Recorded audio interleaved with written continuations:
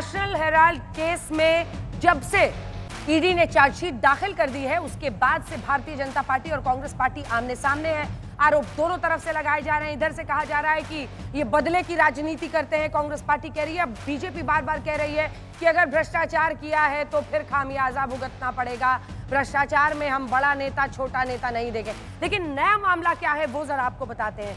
दरअसल हिमाचल प्रदेश जहां पर कांग्रेस पार्टी की सरकार है और वहां पर सुक्खू साहब मुख्यमंत्री हैं, अब ये खाते में आया कि जो सरकारी विज्ञापन वो देते थे उसमें 2 करोड़ 34 लाख रुपए, फिर से सुनिए, 2 करोड़ 34 लाख रुपए वो नेशनल हेराल्ड के नाम पर दे रहे हैं। वही अखबार जो कि साप्ताहिक अखबार है, बीजेपी का दावा है कि अखबार तो अब छपते ही नहीं है, ऐसे में अखबार नहीं छपे, विज्ञापन उसमें ना डले, फिर भी सुक्खू साहब कह रहे हैं ये तो हमारा अखबार है, हम तो पैसे देंगे।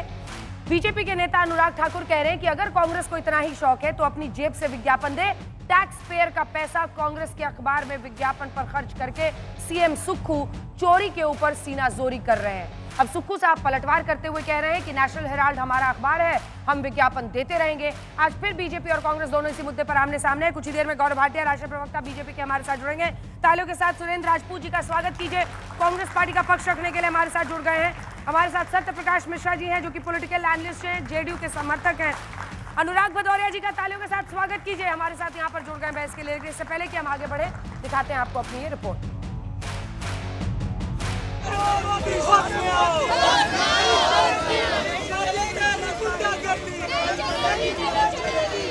नेशनल हेराल्ड मामले में सोनिया गांधी और राहुल गांधी के खिलाफ ईडी की चार्जशीट दाखिल होने के बाद से कांग्रेस और बीजेपी दोनों एक दूसरे के खिलाफ प्रदर्शन कर रहे हैं। आज बीजेपी युवा मोर्चा के कार्यकर्ताओं ने दिल्ली में कांग्रेस मुख्यालय के बाहर राहुल गांधी सोनिया गांधी के खिलाफ प्रदर्शन किया। इतनी बौखलाहट क्यों है? अगर इन्होंने कुछ नहीं किया तो डरते क्यों हैं? लेकिन 2000 करोड़ की प्रॉपर्टी या 50 लाख में दिखाते हो तो आपको जांच एजेंसी को जवाब देना पड़ेगा। लेकिन कांग्रेस का इतिहास ही हमेशा चोरी और भ्रष्टाचार का रहा है। वहीं कांग्रेस कार्यकर्ता भी देश के कई शहरों में लगातार बीजेपी सरकार के खिलाफ प्रदर्शन कर रहे हैं। कांग्रेस का आरोप है कि बीजेपी ईडी, सीबीआई जैसी एजेंसियों को राजनीतिक हथियार बना रही है। ये देश रूल ऑफ लॉ से चलता है, किसी की मंशा से नहीं चलता है, किसी की धांधली से नहीं चलता है। और किसी को फंसाने के लिए, तंग करने के लिए, आतंकित किसी को करना, वो जो है वो रूल ऑफ लॉ नहीं है। वहीं ईडी के खिलाफ पटना में यूथ कांग्रेस ने प्रदर्शन जोरदार किया। यहाँ कांग्रेस कार्यकर्ताओं ने ट्रेन रोककर विरोध जताया। इधर नेशनल हेराल्ड केस में एक और नया विवाद सामने आया है। बीजेपी ने आरोप लगाया है कि कांग्रेस की राज्य सरकारें नेशनल हेराल्ड अखबार में विज्ञापन के नाम पर फर्जीवाड़ा कर रही है।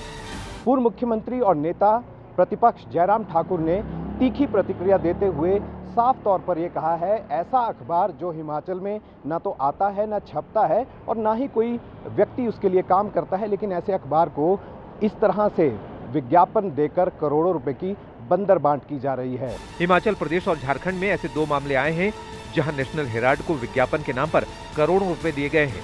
ये हिमाचल प्रदेश के लोगों के जो है खून पसीने की कमाई है, टैक्स पेयर जो है का पैसा है, और उसको आप इस प्रकार से जो है एक परिवार को लुटाने के लिए नहीं दे सकते हैं। हिमाचल प्रदेश सरकार ने नेशनल हेराल्ड को 2 करोड़ रुपए के विज्ञापन दिए हैं, जबकि बीजेपी का आरोप है कि झारखंड में कार्यक्रम हो जाने के 2 दिन बाद सरकारी विज्ञापन छापने के पैसे दिए गए।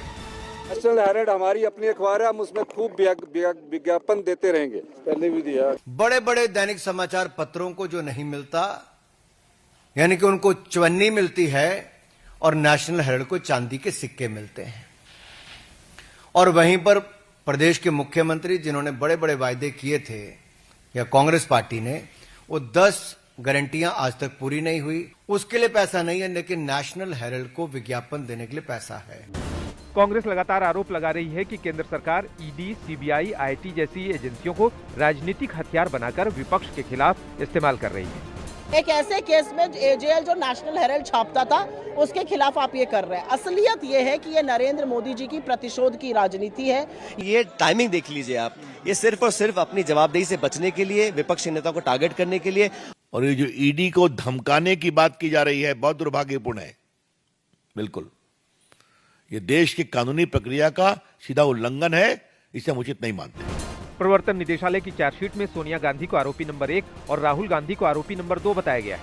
पीएमएलए की धारा 4, 44, 45 और कंपनी से अपराध की धारा 70 के तहत आरोप लगाए गए हैं। Suman Dubey, Sam Pitroda, Sunil Bhandari, Dotex merchandise private limited और यंग इंडियन के खिलाफ भी आरोप लगाया गया है। आरोप है कि कांग्रेस नेताओं ने एजेएल की 2000 करोड़ रुपए की संपत्ति हड़पने के लिए आपराधिक साजिश की। ईडी ने बताया है कि उसकी जांच में 988 करोड़ रुपए की आय अपराध से होने का पता चला है, जबकि 661 करोड़ रुपए की संपत्तियां अटैच की गई हैं। 5000 करोड़ का घोटाला है और ये फर्क नहीं पड़ता कि सोनिया गांधी या राहुल गांधी का है। तो अगर वो गिल्टी हैं तो मेरे हिसाब से तो उनको अरेस्ट किया जाना चाहिए सेक्शन 19 PMLA के तहत, और मैं आगे इस कार्रवाई में वही देखता हूँ। उधर गुजरात आम आदमी पार्टी के प्रभारी दुर्गेश पाठक के ठिकानों पर भी ईडी के छापों पर विपक्ष ने सरकार पर निशाना साधा है। उस गुजरात में जहां 5 विधायक आम आदमी पार्टी के हैं, जैसे ही दुर्गेश पाठक पहुंचते हैं, संगठन की मीटिंग लेते हैं, कार्यकर्ताओं के साथ बैठक करते हैं, आग धमकाने के लिए CBI भेज दी मोदी जी। ऐसे ही राजस्थान में कांग्रेस नेता और पूर्व मंत्री प्रताप सिंह खाचरियावास के ठिकानों पर भी ईडी की छापेमारी के बाद विपक्ष मोदी सरकार पर हमलावर है। ईडी अपना काम करेगी, हम अपना, मुझे कोई डर नहीं है, ईडी का भी जवाब देंगे। लेकिन मैं ये मानता हूं कि भाजपा सरकार को ईडी के जरिए पॉलिटिक्स नहीं करनी चाहिए। आज आप जो भी कोई बोलेगा, ये भजनलाल शर्मा और इनकी सरकार ये समझ रही है ना कि प्रताप सिंह डर जाएगा। प्रताप सिंह खाचरियावास ना आज डरा है ना कल डरा है। मुझे इन सरकारों का इलाज करना आता है, फिर कह रहा हूँ। वही नेशनल हेराल्ड केस की ईडी पिछले 11 साल से जांच कर रही है। इस दौरान सोनिया गांधी और राहुल गांधी के बयान भी दर्ज हो चुके हैं। कांग्रेस का आरोप है कि अगर ईडी के पास सबूत थे तो चार्जशीट दायर करने में इतने साल क्यों लगे। आज तक ब्यूरो।